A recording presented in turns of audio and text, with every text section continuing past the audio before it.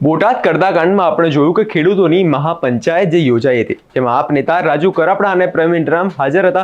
તેઓ ખેડૂતોને સંબોધન કરી રહ્યા હતા. બાદમાં જે સભા દરમિયાન અચાનક પથ્થરમારો શરૂ થયો હતો અને પોલીસે પણ લાઠીચાર્જ કરી દીધો હતો, જેમાં અનેક ખેડૂતો ઘાયલ થયા હતા. ત્યારથી ખેડૂતોમાં રોષ ફાટી નીકળ્યો છે.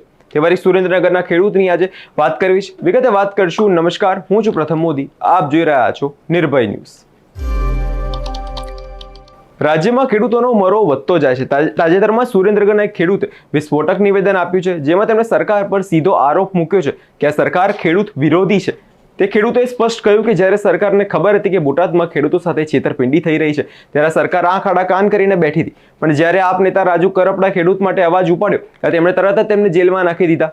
આ ખેડૂતે આક્રોશ વ્યક્ત કરતા કહ્યું કે ખેડૂતો હક માંગે છે, ભીખ નહીં. પણ આ સરકાર હંમેશા ખેડૂતને અવાજને દબાવવાનો પ્રયાસ કરે છે.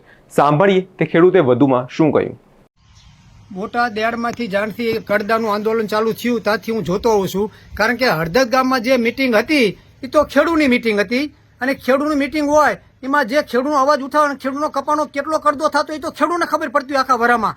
અત્યારે ખેડૂતનો કડદા નેતા થાય ગોમી પણ તમે વિચાર તો કરો, નથી ભાજપ વાળા બોલતા, નથી કોંગ્રેસ વાળા બોલતા. આ પરાએ જે રાજુભાઈ બોલ્યા તો રાજુભાઈ આમાંથી અત્યારે કેસ થયા, રાજુભાઈની ધરપકડ અત્યારે કરવામાં આવે છે. પણ તમે બોલો તો ખરા, ભાજપ તો 10 વર્ષથી સત્તામાં છે. 10,000 જો માણસ ભેગું થતું તો ચારે થતું હોય, કંઈક તો માણાને પડ્યું હોય ને. અત્યારે સિઝનમાં 200-250 રૂપિયા દેતા દાડીઓને જડતું બપોર સુધી, અને તમે ખેડૂત એમ કે બોટાદ જાય રૂપિયા 500 નો ખર્ચો થાય. તો જો ખેડૂત ભેગા થતા હોય તો સરકારે વિચાર્યું કેમ નહીં કે ભાઈ આગલેથી 10 તારીખે 10,000 માણસ ભેગું થયું, બીજી દી 2,000 માણસ ભેગું થયું. તો અત્યારે એમને યાર્ડવાળાને કહેવાનું હતું કે તમારા કડદા બાબતમાં છે શું, અને એની તપાસ કરી અને યાર્ડવાળામાંથી એમના પગલા ભરવાના હતા. આ ખેડૂત માટે જે નિર્દોષ ખેડૂતને અત્યારે જે માર્યા છે, જેલમાં પૂર્યા છે, એ તદ્દન સરકારને વ્યાજ બિગાડવી છે. અને જેને તોફાન કર્યું હોય અને જેને તોડ્યું હોય એ તો કઈ ખેડૂતે કોઈ તોડ્યું જ નથી. વાત સાંભળો, ખેડૂતની કોઈની એવી હિંમત નથી કોઈ ખેડૂત તોડી શકે.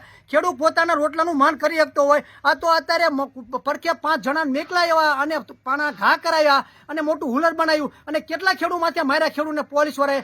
તદ્દન ખોટા માર્યા છે પોલીસ વાળાએ. જેટલા પોલીસ વાળાએ માર્યા ને તમામ ખેડૂત એનો બદલો લેવાના છે. ગમે ત્યારે સત્તા તો ગમે ત્યારે પરિવર્તન થતી જ હોય છે. અને ખોટા તમે કેસ કર્યા જેના પ્રૂફ હોય અને જેને તોડ્યું છે એના માટે કરો ભાઈ. ઘરમાં ઘરે બિચારા 80 વર્ષની ડોસ્યુને તમે મારી છે, હીરા ઘસવાજીને માર્યા છે, વાણિયા બિચારા બે દુકાને વેપાર કરતા એને તમે માર્યા છે. જરીક તો તમે શરમ રાખો. ગુજરાતમાં આવું શાસન હે તમને મારવાનું? આના કરતા તો રાજા સાહેબ અંગ્રેજો હારા હતા. પણ ખેડૂતોના કહેવા પ્રમાણે તે દિવસે હળદર ગામમાં યોજાયેલી સભા પછી પોલીસે ખોટા કેસ કર્યા હતા, લાઠીચાર્જ કર્યો હતો. એક તરફ ખેડૂતો કહે છે કે તેમને યોગ્ય પાક મળતો નથી, બીજી તરફ જ્યારે તેઓ અવાજ ઉઠાવે છે ત્યારે તેમને ગુનેગાર બનાવી દેવામાં આવે છે. ખેડૂતોનો પ્રશ્ન એ છે, અમારો ગુનો શું છે? ખેડૂતો પોતાના પરિશ્રમનો હક માંગે છે, તે તેમનો ગુનો બની ગયો છે. ખેડૂતે પોતાના નિવેદનમાં કહ્યું કે જો સરકાર આ રીતે જ ખેડૂતોને દબાવતી રહેશે તો હવે ખેડૂત ચૂપ નહીં રહે, વધુ મોટા આંદોલનો કરશે. તમારો શું અભિપ્રાય છે તમને કમેન્ટ કરી જરૂરથી જણાવજો, અને અમારી ચેનલ નિર્ભય ન્યૂઝને લાઇક, શેર અને સબસ્ક્રાઇબ કરવાનું ભૂલશો નહીં.